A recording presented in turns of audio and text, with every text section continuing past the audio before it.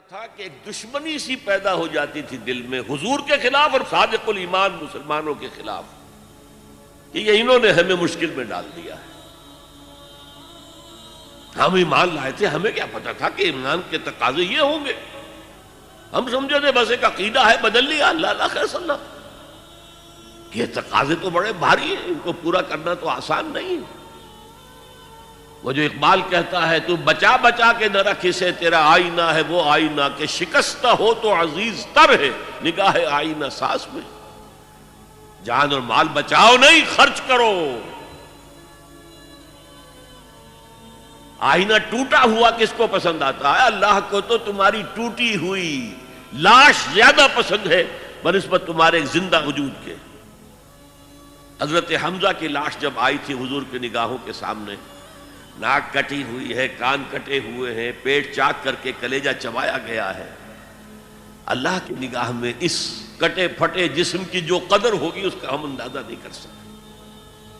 تو بچا بچا کے نہ رکھ اسے, تیرا آئینہ ہے وہ آئینہ کہ شکستہ ہو تو عزیز تر ہے نگاہ آئینہ ساز میں. آئینہ ساز اللہ ہے. تو ایک تو دشمنی ہو جاتی تھی رسول سے, اور اس میں ایک خاص واقعہ میں آپ کو بتا دوں. حضور نے مدینہ تشریف آوری کے 6 مہینے کے بعد 7ویں مہینے سے چھوٹے چھوٹے چھاپا بار دستے بھیجنے شروع کر دیے to threaten the life line of Mecca.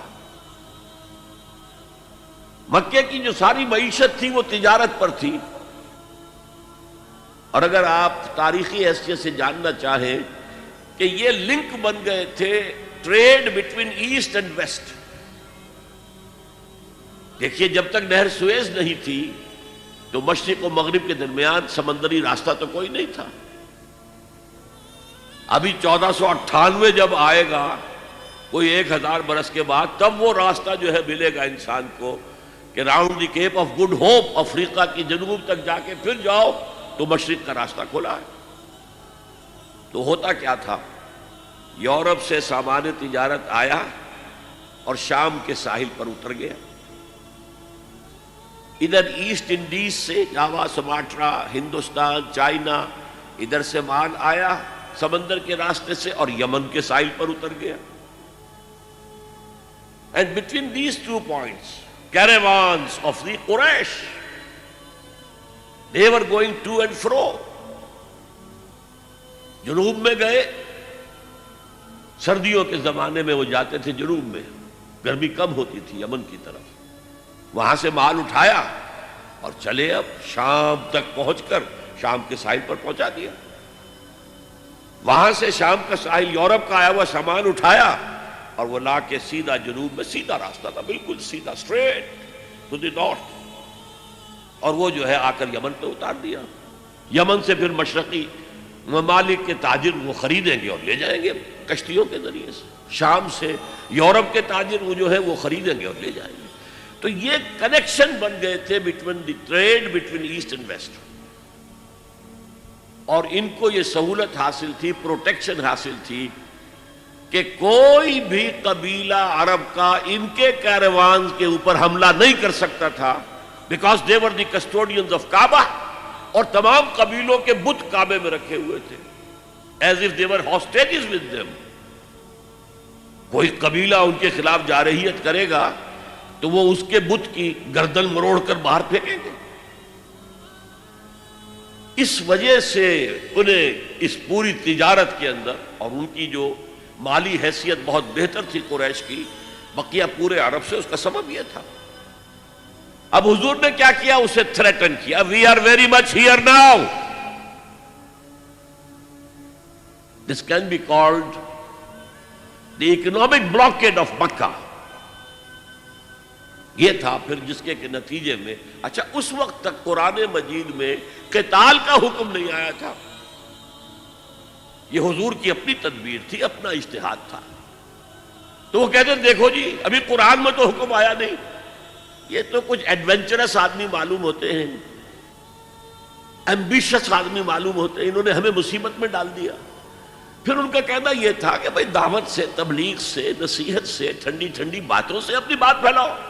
یہ کیا چھیڑنا قریش کو کہ پھر جنگوں کا آغاز ہو جائے.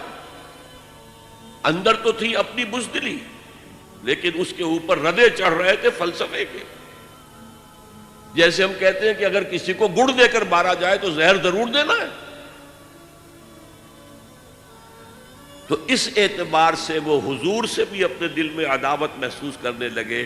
اور یہ جو مسلمان ہیں، یہ فینیٹکس، یہ پاگل، یہ جذباتی لوگ، یہ نہ دائیں دیکھتے نہ بائیں دیکھتے ہیں، نہ سامنے کے خطرات نہ پیچھے کے حالات، نہ انہیں اپنے بیوی بچوں کا کوئی خیال ہے، کچھ بھی نہیں. اور یہ فوراً کھڑے ہو جاتے ہیں، چل پڑتے ہیں، فوراً لبیک کہتے ہیں. جب یہ لبیک کہتے ہیں تو ہم نمایاں ہو گئے نا. اگر سب بیٹھے رہتے تو ہم بھی انہی میں شامل رہتے. اس وجہ سے پھر وہ عداوت کا درجہ ان کے اندر پیدا ہو گیا. یہ تھرڈ سٹیج ہے ٹیوبرکلوسس کی. نفاق جب اس درجے کو پہنچ جاتا تھا تو اب اس کے علاج کا کوئی امکان نہیں تھا. یہ ہے غیر شعوری نفاق. وہ اپنے آپ کو مسلمان سمجھتے تھے، مسلح سمجھتے تھے، تو یہ پھیلا رہے محمد اور اس کے ساتھی صلی اللہ علیہ وسلم. خامخواہ چیلنج کر رہے ہیں قریش کو. یہ انداز جیسے کہ سورہ بقرہ کے دوسرے رکوع میں ہے، وَإِذَا قِيلَ لَهُمْ لَا تُفْسِدُوا فِي الْأَرْضِ قَالُوا إِنَّمَا نَحْنُ مُصْلِحُونَ. جب ان سے کہا جاتا تھا دیکھو اللہ کے دین کو قائم کرنے کے لیے ایک جمعیت فراہم ہوئی ہے، اس کے امیر محمد ہیں صلی اللہ علیہ وسلم، اور اب عالمی اصلاح کا ایک پروگرام پیش نظر ہے، تم اس جماعتی زندگی میں رکھنا ڈال رہے ہو تو گویا کہ فساد مچا رہے ہو. وہ کہتے نہیں ہم تو جی اصلاح چاہتے ہیں، مصلحین ہیں، یہ فساد تو تم مچا رہے ہو، جنگیں تم نے شروع کر دی ہیں. ہم تو کہتے ہیں کہ صلح کے ساتھ کام کرو اور دعوت و تبلیغ کے ذریعے سے، صرف اس مشنری زیل کے ذریعے سے اپنی بات کو پھیلاؤ. یہ تھے مدینے کے منافقین. اب چند باتیں میں اس نفاق کے ضمن میں اور عرض کر دوں. حضور نے فرمایا صلی اللہ علیہ وسلم نفاق کے بارے میں، ما خافہ الا مومن وما امنہ الا منافق. نفاق کا خوف رہتا ہے صرف صاحب ایمان کو، اور نفاق سے اپنے آپ کو محفوظ سمجھتا ہے صرف منافق. صاحب ایمان تو ہمیشہ اس فکر میں رہتے تھے ہم سے کوئی کمزوری ظاہر نہ ہو جائے، مال اور اولاد کی محبت کہیں ہمارے قدم نہ روک لے، کہیں اللہ کے ہاں ہمارا شمار منافقین میں نہ ہو جائے. کوئی چھوٹی سی تقصیر ہو گئی تو وہ بھی انہیں معلوم ہوتا تھا کہ جیسے پہاڑ ان کے سروں پر آ گیا ہے. حضور نے فرمایا کچھ لوگ ایسے ہوتے ہیں کہ اگر گناہ کر بیٹھتے ہیں تو ایسے محسوس کرتے ہیں کہ پہاڑ تلے آ گئے، اتنا بوجھ، اتنا احساس کے اوپر ثقل. اور کچھ لوگ ایسے ہوتے ہیں کہ بڑے سے بڑا گناہ کر کے بس اتنا سا احساس ہوتا ہے کہ ناک پر مکھی بیٹھ گئی تھی، ہم نے یوں کیا اڑا دیا، بس اتنا احساس. وہ ضمیر نام کی اندر شے وہ بتاتی تو ہے تم نے غلط کام کیا، اس سے زیادہ نہیں، مکھی اڑا دی خلاص. تو ما امنہ الا منافق. نفاق سے اپنے آپ کو محفوظ اور مامون سمجھتا ہے صرف منافق. یہ غیر شعوری نفاق ہے نا. وہ نہیں جانتا کہ میں منافق ہوں، وہ تو کہتا ہے میں مسلم ہوں، میں محمد کے پیچھے نمازیں پڑھتا ہوں صلی اللہ علیہ وسلم، میں روزے رکھتا ہوں، اگرچہ طبیعت تو نہیں چاہتی لیکن کیا کروں، جبراً زکوٰۃ بھی دے دیتا ہوں تاکہ مسلمانوں میں شمار تو رہے. تو وہ تو اپنے آپ کو مسلمان سمجھتا تھا منافق. تو ما امنہ الا منافق وما خافہ الا مومن. مومن کو خوف رہتا ہے کہ کہیں میں نفاق کی سرحدوں کے اندر داخل نہ ہو جاؤں.